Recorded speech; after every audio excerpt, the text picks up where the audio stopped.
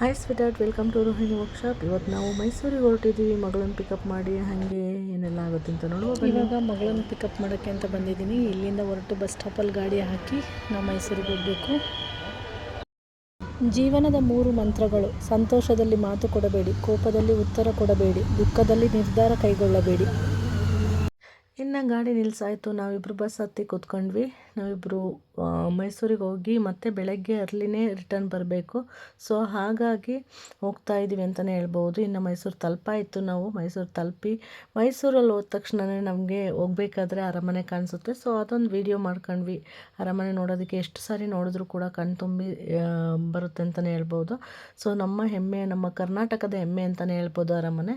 So beautiful ಆಗಿರುತ್ತೆ. ಅದು view ಅಂತೂ ತುಂಬ ಚೆನ್ನಾಗಿರುತ್ತೆ. ನನಗೆ ಎಷ್ಟಾಗುತ್ತೆ ಅಷ್ಟು ಕ್ಯಾಪ್ಚರ್ ಮಾಡಿದ್ದೀನಿ. ನೋಡಿ, ನೀವು ಕೂಡ ಎಂಜಾಯ್ ಮಾಡಿ. ಎಷ್ಟೊಂದು ಸುಂದರ ಮೈಸೂರು ಅಂತಂದರೆ ದಸರಾನೇ ನೆನಪು ಬರುತ್ತೆ ಅರಮನೆ ನೋಡಿದ ತಕ್ಷಣವೇ. ಸೊ ನೀವು ನೋಡಿದ್ರೆ ಎಂಜಾಯ್ ಮಾಡ್ತಿದ್ದೀರಾ ಅಂತ ನಾನು ಅಂದ್ಕೊಂಡಿದ್ದೀವಿ. ಸರಿ, ನಾವು ಬಂದ್ಬಿಟ್ಟು ಬಸ್ ಸ್ಟಾಪಲ್ಲಿ ಇಳಿದು ಅಲ್ಲಿಂದ ಆಟೋದಲ್ಲಿ ಹೋದ್ವಿ. ಆಟೋದಲ್ಲಿ ಹೋಗ್ತಾ ನಮಗೆ ನಮ್ಮ ಅಕ್ಕನ ಮನೆಗೆ ಹೋಗ್ತಾ ಇರಬೇಕಾದ್ರೆ ಅಲ್ಲೇ ದೊಡ್ಡ ಚರ್ಚ್ ಸಿಗುತ್ತೆ.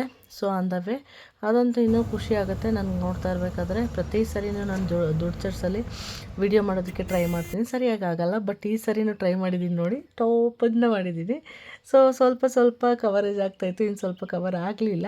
ಇಟ್ಸ್ ಓಕೆ, ಪರವಾಗಿಲ್ಲ. ಎಷ್ಟು ಸಿಗತ್ತೆ ಏನಾದರೂ ನೋಡೋದಕ್ಕೆ ಅದನ್ನು ನಾವು ಕವರ್ ಮಾಡಬೇಕು. ತುಂಬ ಜಾಸ್ತಿ ಆಗಲಿಲ್ಲ ಅನ್ನೋದಕ್ಕೆ ಟ್ರೈಯೇ ಮಾಡೋಕ್ಕೆ ಹೋಗ್ಬಾರ್ದು ಅನ್ನೋ ನನ್ನ ಅಭಿಪ್ರಾಯ. ನಿಮ್ಮ ಅಭಿಪ್ರಾಯ ಏನು ಅಂತ ಹೇಳಿ ತಿಳಿಸಿ. ನೋಡಿ, ಎಷ್ಟು ಸಾಧ್ಯ ಆಗುತ್ತೆ ಅಷ್ಟಂತೂ ವಿಡಿಯೋ ಮಾಡಿದ್ದೀನಿ ನಾನು.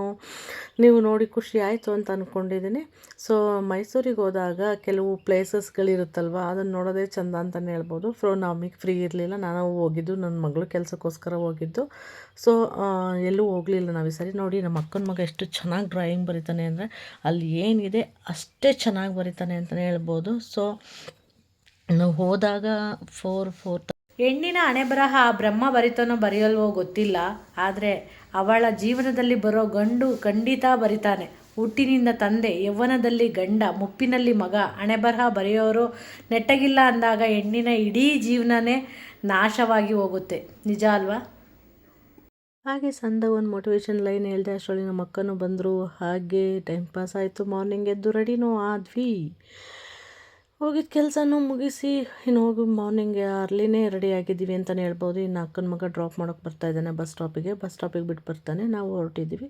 ಸೊ ಇವತ್ತಿನ ವಿಡಿಯೋ ಚಿಕ್ಕದಾಗಿತ್ತು, ಚೆನ್ನಾಗಿತ್ತು ಅಂತ ನಾನು ಅಂದ್ಕೊಂಡಿದ್ದೀನಿ. ನಿಮ್ಮ ಅಭಿಪ್ರಾಯ, ನಿಮ್ಮ ಅನಿಸಿಕೆಗಳನ್ನ ಕಮೆಂಟ್ ಮೂಲಕ ಕಳಿಸಿ. ನಾವು ಹೊರಟೇ ಬಿಟ್ವಿ. ನೋಡಿ, ಮೈಸೂರನ್ನ ಬಿಡ್ತಾ ಇದ್ದೀವಿ ಅಂತಲೇ ಹೇಳ್ಬೋದು. ಸೊ ಇವತ್ತಿನ ವಿಡಿಯೋ, ಈ ಚಿಕ್ಕ ವಿಡಿಯೋ ನನ್ನ ಮಗಳ ಜೊತೆಗಾಗಿತ್ತು. ಹೋದ್ವಿ, ಮೈಸೂರಿಗೆ ಬಂದ್ವಿ ಅನ್ನೋದಾಗಿತ್ತು. ಸೊ ನಿಮಗೆಲ್ಲರಿಗೂ ಇಷ್ಟ ಆಗಿದೆ, ಖುಷಿ ಆಗಿದೆ ಅಂತ ಹೇಳ್ತಾ, ಖುಷಿಯಾಗಿದ್ದರೆ ಲೈಕ್ ಮಾಡಿ, ಶೇರ್ ಮಾಡಿ, ಕಮೆಂಟ್ ಮಾಡೋದನ್ನ ಮರಿಬೇಡಿ. ಹಾಗೆ ಹೆಚ್ಚೆಚ್ಚು ಜನ ಸಬ್ಸ್ಕ್ರೈಬ್ ಮಾಡ್ಕೊಳ್ಳಿ ಅಂತ ಹೇಳ್ತಾ ಇದ್ದೀನಿ. ಈ ಒಂದು ಸಣ್ಣ ಲೈನ್ಗಳು ತುಂಬ ಚೆನ್ನಾಗಿರುತ್ತೆ. ಅದು ನಿಮ್ಮ ಜೀವನದಲ್ಲಿ ಸ್ಫೂರ್ತಿಯಾಗಿ ತೊಗೊಳ್ಳಿ ಅಂತ ಹೇಳ್ತಾ ಈ ವಿಡಿಯೋನ ಇಲ್ಲಿಗೆ ಮುಗಿಸ್ತಾ ಇದ್ದೀನಿ. ಮತ್ತೆ ಮಿನಿ ಬ್ಲಾಗ್ ಒಂದಿಗೆ ನಾನು ಮೀಟ್ ಆಗ್ತೀನಿ ಅಂತ ಹೇಳ್ತಾ ಬಾಯ್, ಟೇಕ್ ಕೇರ್ ಆಲ್.